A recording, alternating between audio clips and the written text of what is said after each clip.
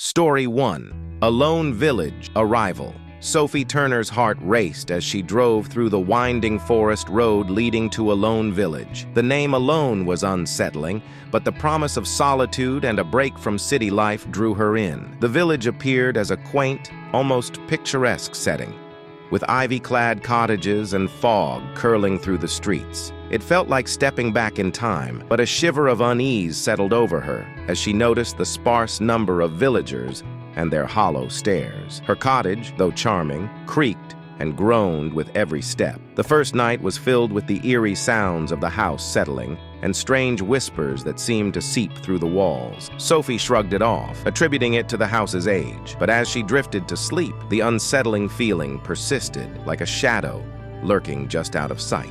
Initial interactions. The following morning, Sophie explored the village, hoping to get a sense of her new surrounding. The streets were eerily quiet, and the few villagers she encountered were curt and distant. At the local store, Mr. Hawthorne, the shopkeeper, greeted her with a forced smile that never reached his eyes. His gaze lingered a bit too long, and his cryptic comments about customs left Sophie feeling more uneasy than before. Despite the unsettling interactions, Sophie tried to adjust to village life. She learned that the village was self-sufficient but sparsely populated. The more she interacted with the villagers, the more she felt that something was off. It was as if the villagers were hiding something, and Sophie's presence was making them increasingly uncomfortable. Unsettling discovery. As Sophie settled into her routine, she began to notice that homes were increasingly abandoned. Doors hung ajar and windows were broken or covered with grime. It wasn't long before she realized that people were missing. The once bustling village had become even quieter, and the sense of isolation grew. One evening, Sophie stumbled upon a small cemetery at the village's edge. The graves were old and weathered, but a recent burial stood out. It was marked by fresh earth and strange symbols rather than names. The discovery deepened her sense of dread. Something was terribly wrong in a lone village, and the recent graves were a chilling reminder of it.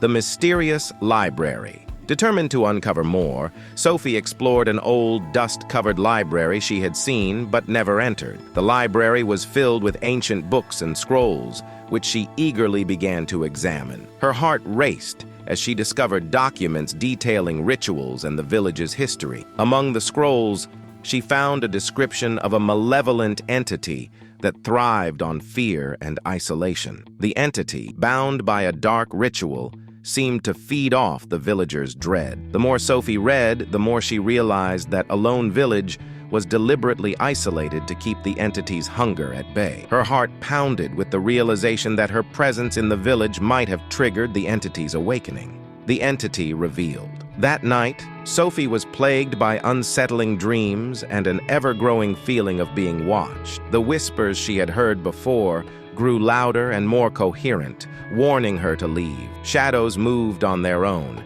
and the air grew colder. Determined to confront her fears, Sophie ventured out to investigate. She encountered a dark, shifting mass in the village square, a grotesque entity with glowing eyes and a palpable aura of malevolence. The entity's presence was terrifying, and its form seemed to distort reality around it. Sophie's heart raced as she realized the entity was no mere myth, but a tangible force of darkness, attempting to escape. Sophie knew she had to leave, but the village seemed to have changed. Streets twisted and led her back to her cottage, and the villagers, now more numerous, surrounded her home. Their faces were expressionless, their eyes reflecting a deep-seated dread. Her attempts to reach the main road were thwarted. The village appeared to be shifting, resisting her escape.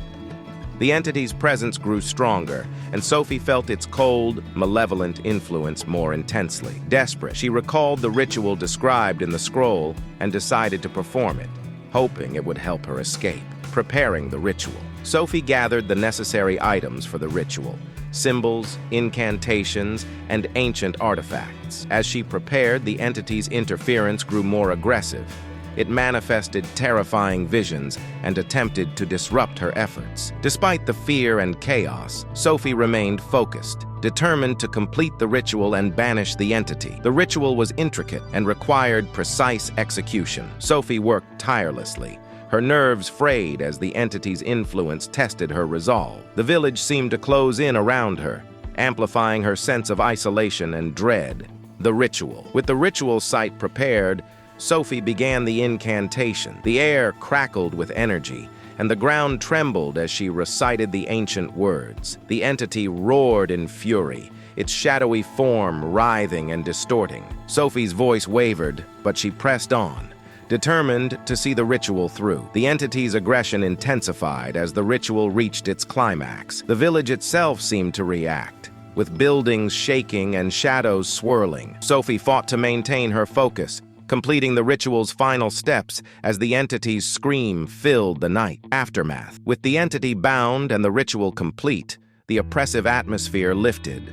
The village appeared to calm, and the once distant villagers seemed more relaxed. Sophie felt a mixture of relief and exhaustion. The village had changed, but the entity's presence was no longer a threat. Sophie prepared to leave, her heart heavy with the weight of her experience. She glanced back at a lone village one last time, its eerie charm now tinged with the knowledge of the darkness it harbored. As she drove away, the village receded into the fog, leaving her with a lingering sense of unease. Lingering shadows. Back in her city life, Sophie struggled to shake off the lingering effects of her time in a lone village. Nightmares haunted her sleep, and shadows seemed to dance on the edges of her vision. She sought therapy and tried to move on, but the trauma of her experience remained. The whispers from the village never entirely faded, and Sophie felt a constant, uneasy presence. The darkness of a lone village had left its mark on her, a reminder of the malevolent force she had faced. Though she had escaped the village physically,